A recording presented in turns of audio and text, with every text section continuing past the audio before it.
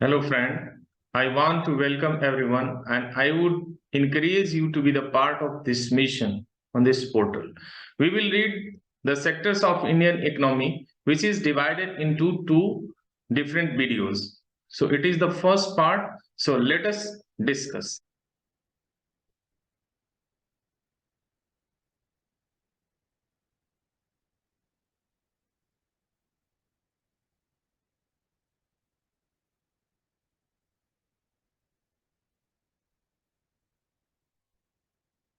साथियों, आज हम पढ़ेंगे सेक्टर्स ऑफ इंडियन इकोनॉमी, जो कि इकोनॉमिक्स क्लास 10 का चैप्टर है। और हम देखते हैं कि इसके मुख्य बिंदु क्या है। So main gist, let me start. जैसा कि आप जानते हैं कि ये जो करेंसी है, जो मनी है, वो एक ऐसा रेफरेंस पॉइंट होता है जिसके चारों ओर इकोनॉमी रोटेट करती है। फिर हम यहाँ स्टार्ट करते हैं। तो पहली चीज क्या कहता है कि similar economic activity group of people who engaged in diverse work, right, is known as sector. तो सेक्टर क्या है? सेक्टर बिल्कुल वैसे ही है जैसे एक माँ के 3 बेटे हैं। एक खेती करता है, दूसरी नौकरी करता है, तीसरी फैक्ट्री में काम करता है। तीनों के जो इनकम है उसको मिलाएंगे तो जाकर के आपके घर का टोटल इनकम बनेगा। और तीनों के जो इनकम के पार्ट्स हैं वो सेक्टर हो गए। Here what they are going to say, similar economic activity group is called sector, is called sector. तो सेक्टर, अब जैसे एक तरीके के काम करने वाले लोग हुए, जैसे मान लीजिए कि चाय बेचने वालों का ग्रुप हो गया, या फिर खेती करने वालों का ग्रुप हो गया, भीख मांगने वालों का ग्रुप हो गया, या फैक्ट्री में काम करने वालों का ग्रुप हो गया। तो that is called similar economic activity group. Next क्या कहता है कि economic activities are those that result in revenue and profit and contributes in national income, right, national income.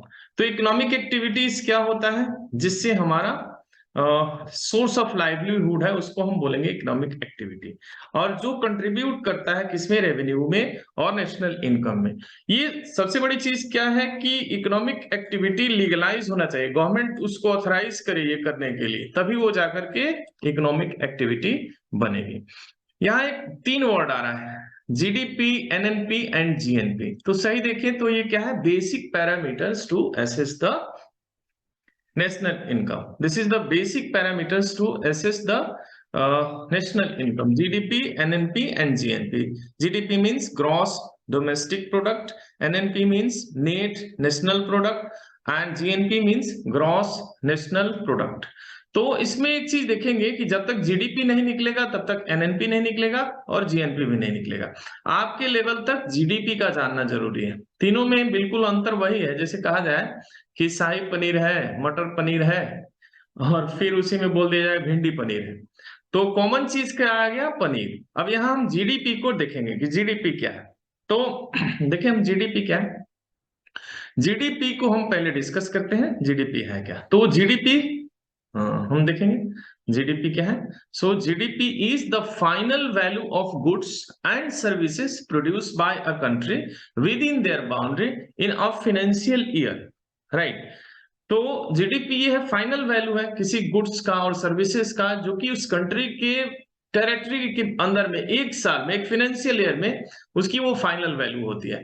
जैसे मैं पूछूं कि ये साल जो है वो कौन सा फाइनेंशियल ईयर है, तो ये मैं बता सकता हूं कि 1 अप्रैल 2022 टू 31 मार्च 2023, राइट। अब ये फाइनल वैल्यू को हम कैसे निकालेंगे?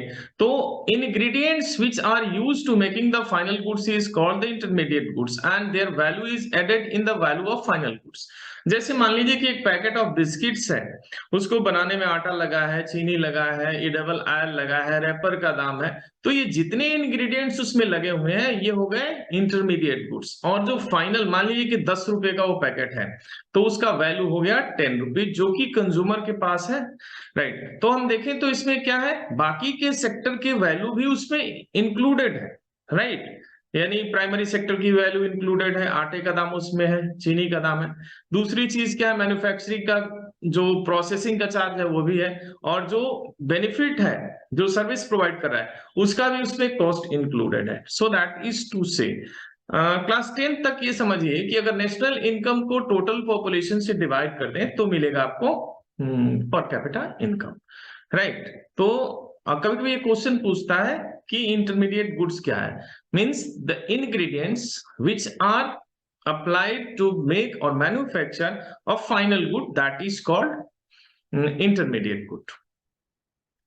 अब जो है आपके चैप्टर का सबसे कोर एरिया ये है। अगर हम देखें, अगर ये आपको याद है तो इसका मीनिंग ये समझिए कि आपको अगर ये याद है तो इस सेंस में आप ये जानिए कि अगर आपको ये याद है, क्लासिफिकेशन याद है, तो ये समझिए कि आपको ये चैप्टर याद है, राइट। हम देखते हैं इसको, राइट। तो हम इसको थोड़ा सा और छोटा करने का प्रयास करते हैं, ये स्क्रीन के बाहर जा रहा है, तो हम कोशिश करते हैं आपको, ओह सॉरी, राइट, ये था, okay. Now let me go. So the classification of the sector, ये क्लासिफिकेशन जो है ये इंपॉर्टेंट है and this is applied through out the globe, चाहे आप जो है ब्रिटेन में हो या बिहार में हो या अमेरिका में हो या अफगानिस्तान में है, राइट। तो ये क्लासिफिकेशन एक यूनिक क्लासिफिकेशन है और जिस बच्चे का ये तैयार है उसका सब कुछ तैयार है। यानी on the basis of the nature of activities, हम जो काम कर रहे हैं उसका नेचर क्या है, तो उस आधार पे हम सेक्टर को 3 पार्ट में बांट सकते हैं, that is called primary sector, secondary sector and tertiary sector. यहां देखिए 2 चीज मैंने कर दिया है, क्वार्टनरी और क्वाइनरी को भी इसी में लाके मैंने रख दिया है। वजह क्या है कि आपके लेवल पे 3 ही सेक्टर पढ़ना है, so this is also implicit in tertiary sector. दूसरा है on the basis of ownership. Ownership का मीनिंग है कि who is the owner of assets and resources, उस दम पे हम देखेंगे तो ये हो जाएगा पब्लिक सेक्टर जो सरकार का सेक्टर है और प्राइवेट सेक्टर जो इंडिविजुअल सेक्टर है। तीसरा जो आपका क्लासिफिकेशन है on the basis of the people employed, right? So on the basis of the terms and condition people employed, आपको जो हायर किया गया, आपको जॉब दिया गया है, वो किस टर्म एंड कंडीशन पे दिया गया है। तो या तो आपका सेक्टर हो सकता है ऑर्गेनाइज सेक्टर या फिर हो सकता है अनऑर्गेनाइज सेक्टर। अब हम लोग गलत क्या करते हैं कि हम एक क्लासिफिकेशन को दूसरे में लाके जोड़ देते हैं, राइट। बिल्कुल नहीं, ये तीनों चीजें बिल्कुल अलग अलग है। अब पूछे कोई कि प्राइमरी सेक्टर ऑर्गेनाइज्ड है या अनऑर्गेनाइज्ड है, ये क्वेश्चन बिल्कुल गलत है। प्राइमरी का बेस क्या है, नेचर ऑफ एक्टिविटी, या फिर कह दे कि पब्लिक सेक्टर ऑर्गेनाइज्ड है और अनऑर्गेनाइज्ड है, ये भी क्वेश्चन गलत होगा, क्योंकि आपका जो है बेस जो है वो चेंज हो रहा है। या फिर पूछे कि अनऑर्गेनाइज्ड सेक्टर और प्राइवेट सेक्टर में क्या डिफरेंस है, ये भी सही नहीं है, राइट। तो 3 अलग अलग चीजें हैं, इसको देखिए, on the basis of nature of activity, on the basis of ownership and on the basis of terms and condition of the job, right। तो 3 है, पहले के अनुसार 3 हुआ, प्राइमरी सेकेंडरी एंड टर्शियरी, दूसरे के अनुसार हुआ public sector and private sector, और तीसरे के अनुसार हुआ ऑर्गेनाइज एंड अनऑर्गेनाइज सेक्टर। आपके पूरे चैप्टर का यही निचोड़ है, इसको अगर आप तैयार कर लिए हैं इसका मीनिंग है कि आपका चैप्टर तैयार है।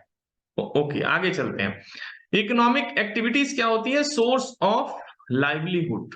मैंने पहले भी बताया कि इकोनॉमिक और नॉन इकोनॉमिक एक्टिविटीज, कभी कभी ये भी पूछा जाता है इकोनॉमिक एक्टिविटीज क्या है, तो इकोनॉमिक एक्टिविटी जो कि सोर्स ऑफ लाइवलीहुड है और क्या करता है, the work which is providing us the financial return, उस काम को करने से हमें क्या मिलता है, फाइनेंशियल रिटर्न, और लीगलाइज्ड है तो वो इकोनॉमिक एक्टिविटीज है।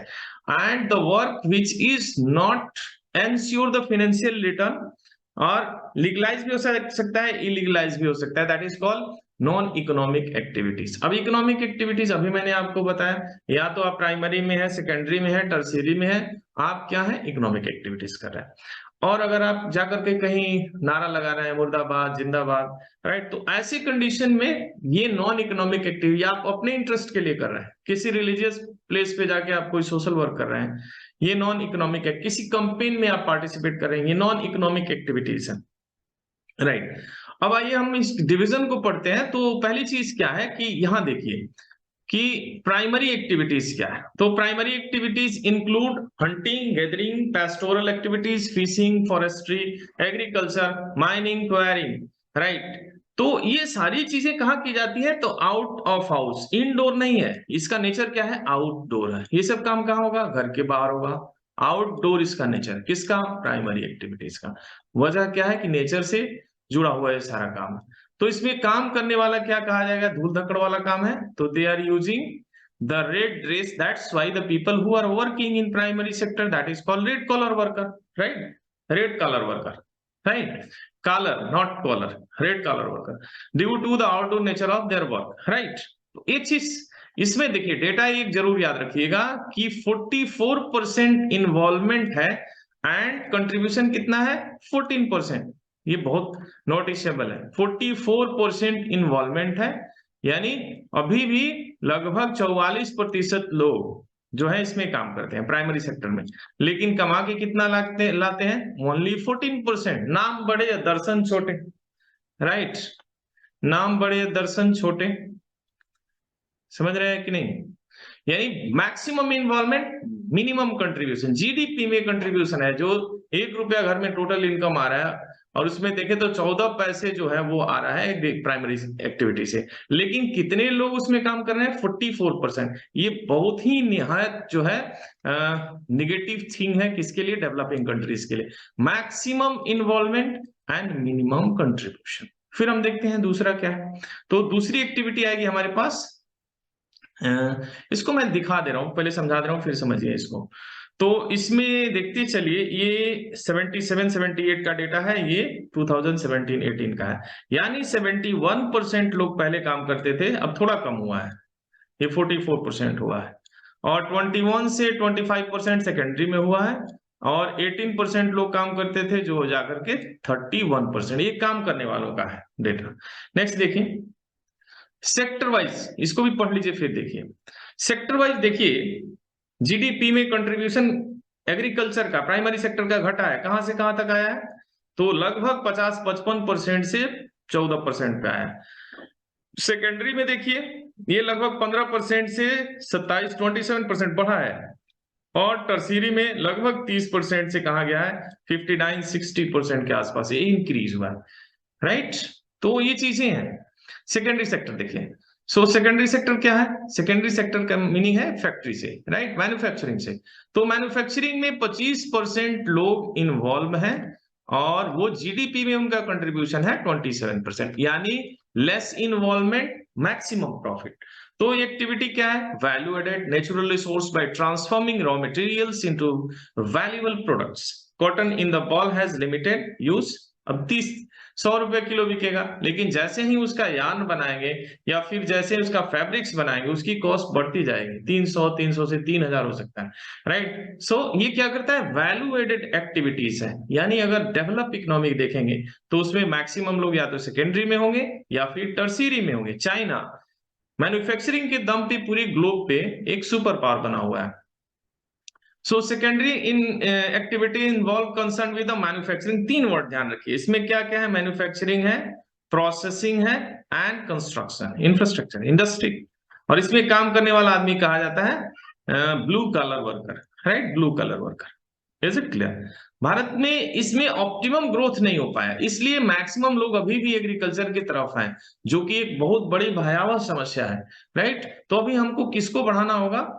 तो इस सेकेंडरी सेक्टर को बढ़ाना होगा, और सरकार इसके ऊपर काम भी कर रही है। मेक इन इंडिया जो प्रोग्राम है, या फिर बहुत सारे तमाम स्टार्टअप इंडिया है, ये सारी चीजें इसको बढ़ाने के लिए की जा रही हैं, और हमें इसके पक्ष में होना चाहिए। तीसरा चीज देखते हैं, टर्सीरी सेक्टर। तो टर्सीरी देखिए, सबसे मस्त इन्वॉल्वमेंट किसमें है? टर्सीरी सेक्टर में मस्त इन्वॉल्वमेंट है। 31% people are involve in employment and they are contributing 59%, लगभग 60% के आसपास जाकर के हमारी इकोनॉमी में मैक्सिमम हिस्सा जो है वो किसका है? टर्सीरी सेक्टर का है, ठीक? 31% population involve and they are contributing 59% of the total GDP. दूसरी चीज क्या कर रहा है? सेमी स्किल्ड से high skilled worker, semi skilled से हाई स्किल्ड वर्कर। मैंने अभी आपको बताया था tertiary, quaternary, quinary, right? Policy makers वगैरह उसमें आएंगे ऊपर वाले में, राइट? तो it provides intangible services and values to clients, customers, business, travel, tourism, Instead of the companies, the tertiary sector focused on the providing services. Some activities associated with sector includes media, retail, wholesale, banking, law, healthcare.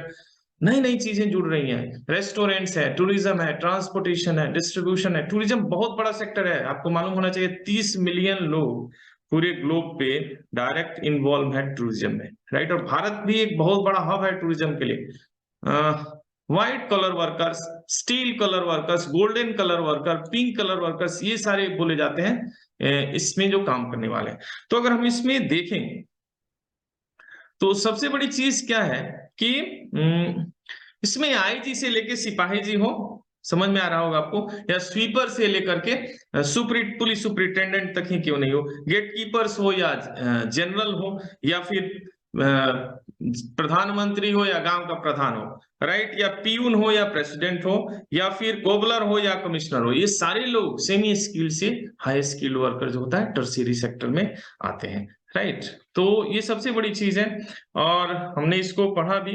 और दूसरी चीज क्या है कि ये तीनों चीजों में हम क्या कहेंगे इसको कि ये कॉम्प्लीमेंट्री है ये तमाम तरीके की सर्विसेज है, इसको इंग्लिश नहीं किया जा सकता। We have variety of jobs, lakhs of the jobs, all these three sectors are complementary to each other. ये एक दूसरे के पूरक है, विरोधी नहीं है, रादर देन राइवल, कॉम्प्लीमेंट्री है। हम बदलेंगे जग बदलेगा, हम सुधरेंगे जग सुधरेगा। तो कॉम्प्लीमेंट्री का मीनिंग समझ रहे होंगे। कॉम्प्लीमेंट्री देखा होगा आप लोगों ने, होटल वगैरह में जाते हैं तो कॉम्प्लीमेंट्री लिखा रहता है, और कॉम्प्लीमेंट्री मैंने खाने में फ्री क्या है, राइट। अब बिहार में जाइए और कोई आके पूछेगा would you like a cup of T, और बिहार का आदमी कोई आ जाए तो would you like a cup of T, और हालांकि ऐसा कुछ नहीं है, would you like a cup of T और कॉफी, तो बोलेगा कि तोरा घरवा में एक एगो गिलास है का, दोनों लाओ, right. So they are asking the complementary, it's means हम एक दूसरे के पूरक हैं। यानी अगर प्राइमरी सेक्टर ठीक है तो सेकेंडरी सेक्टर भी उसको उसके प्रोपोर्शनेट की तरफ जाएगा। हाँ, ये चीज ध्यान रखिएगा, जीडीपी कम होती जाएगी किसकी, प्राइमरी सेक्टर की। इसका मीनिंग है ट्रांसफॉर्मेशन ऑफ इकोनॉमी हो रही है, हम डेवलप हो रहे हैं, राइट। अमेरिका वगैरह में देखिए less than 5%, less than 10%, China वगैरह में देखिए ये बहुत कम कंट्रीब्यूशन है। और भारत में कहा 50-55%, 60% लोग कहाँ खेती में काम करते हैं, जबकि उतनी आवश्यकता नहीं है। यहाँ hardly few crore people can ये do you know complete this work, but unnecessary they are involve. और गांव में जाओ तो पूछोगे क्या करते हो तो कहेगा आईएएस है, आईएएस है। बाप से पूछो तो पूछेगा आप क्या है, हम भी आईएएस है। बेटा से पूछा वो भी पूछिए आईएएस है। बाबा से पूछो क्या है, आईएएस है। ये आईएएस क्या है, इंडियन एग्रीकल्चर सर्विसेज, करता कुछ नहीं है, अननेसेसरी इन्वॉल्व है किसमें, प्राइमरी एक्टिविटीज में, right. So that is a serious question and thank you for watching. I will complete the rest of the part in second video. Thanks.